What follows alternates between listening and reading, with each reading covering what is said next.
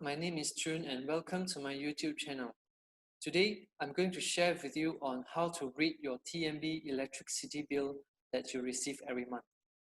I personally monitor my electricity bill every month so that I can identify whether did I overuse on my home appliance and try to figure it out where can I reduce the unnecessary usage of electricity.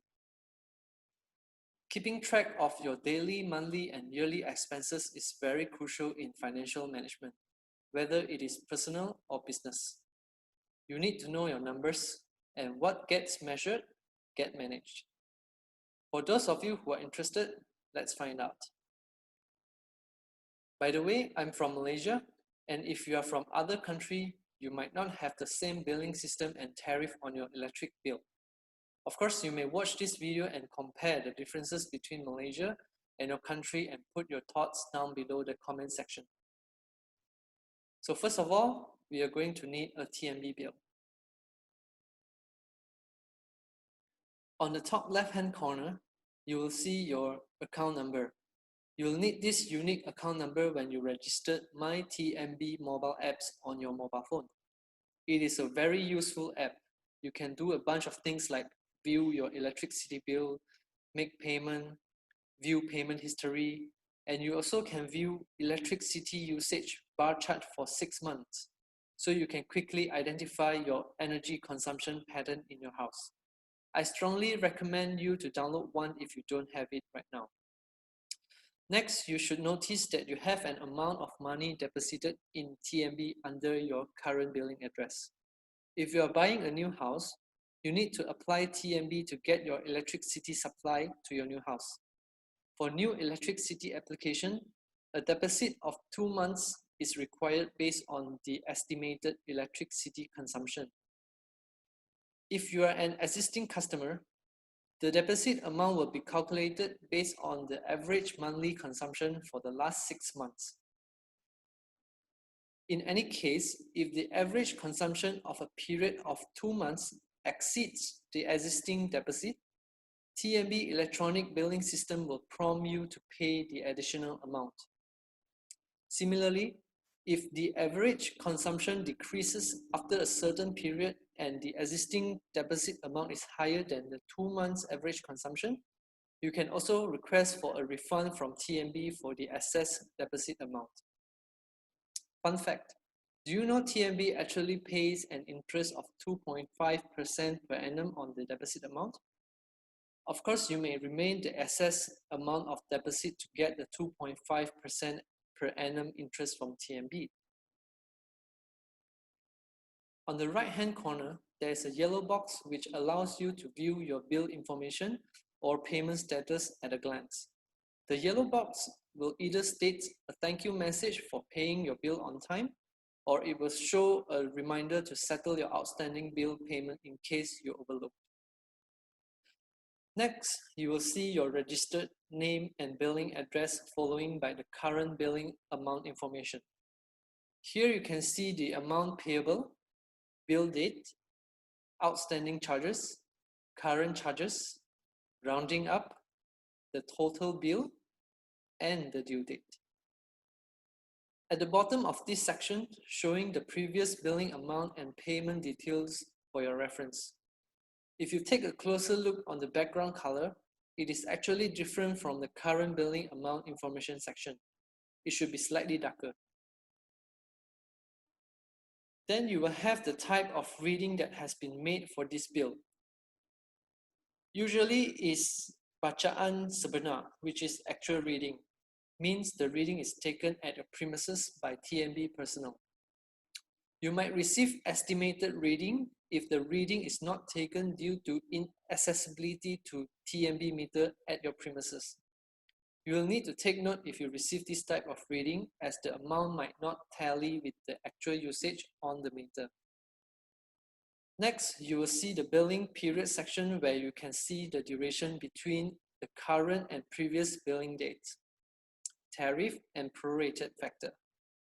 The current and previous billing date simply tells you how many days in between that TNB is calculating the amount of electricity you use in that particular month. Tariff will be different depending on the type of activities at the premises, whether it is residential, commercial, or industrial. You should receive a tariff A if you are looking at residential bill. Just in case that you are interested in other tariffs such as commercial or industrial, I have posted the link in the description down below and you should get what you are looking for. On the right side of this section, you will see prorated factor. This is based on the number of days that in between the current and previous billing dates, and it is shows beside the billing period in brackets. Any billing period above 31 days will be prorated. Usually it should be always below 31 days unless you have your bill date drops on a long public holiday.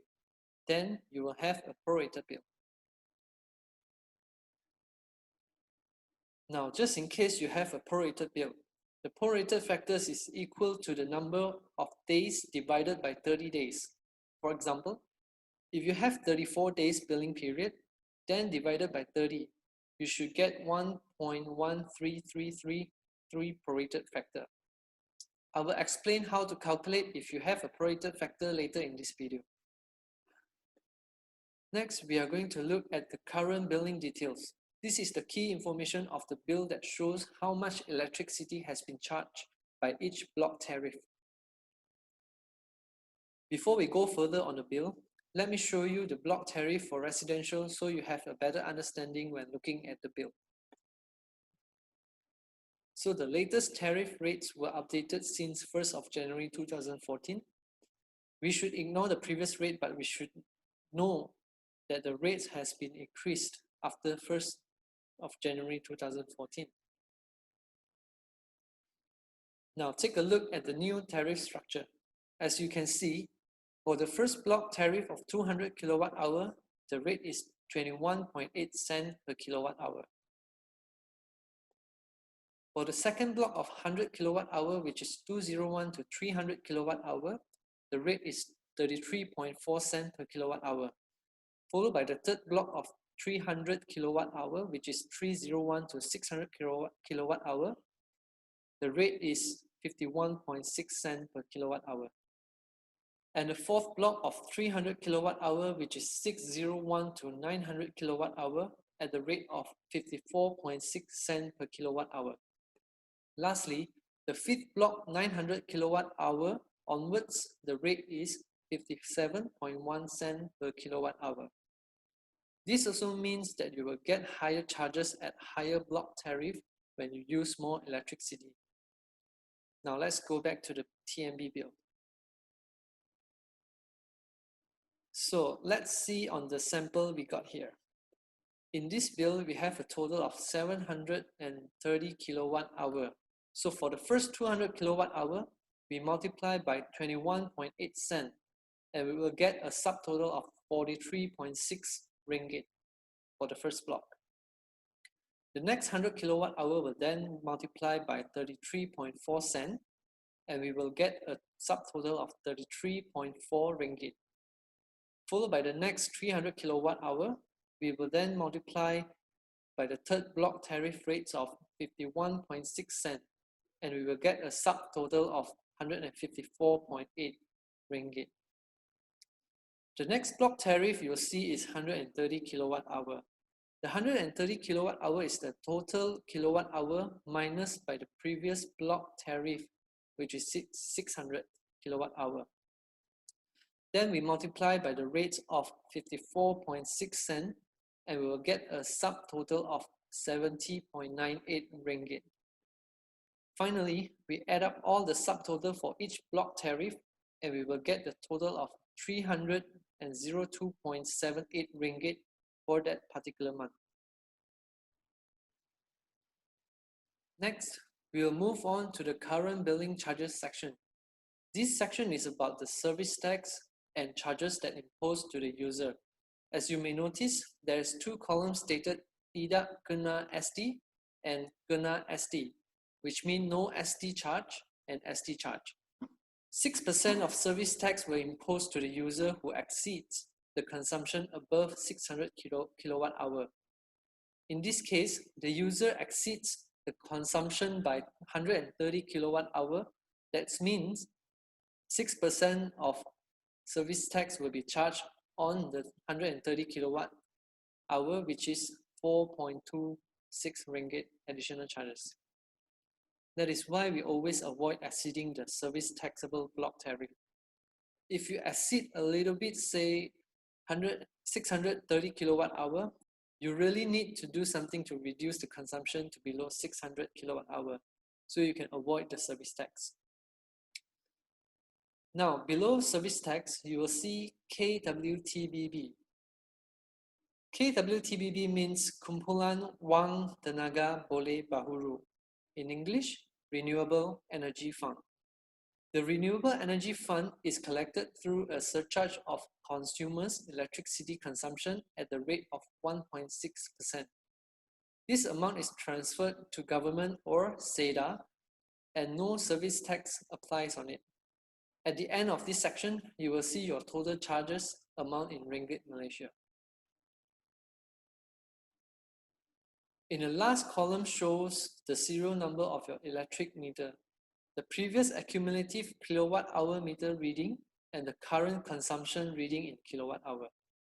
This is the first thing you need to verify before going into all the calculation. If you have your previous month bill, you can see the current consumption reading.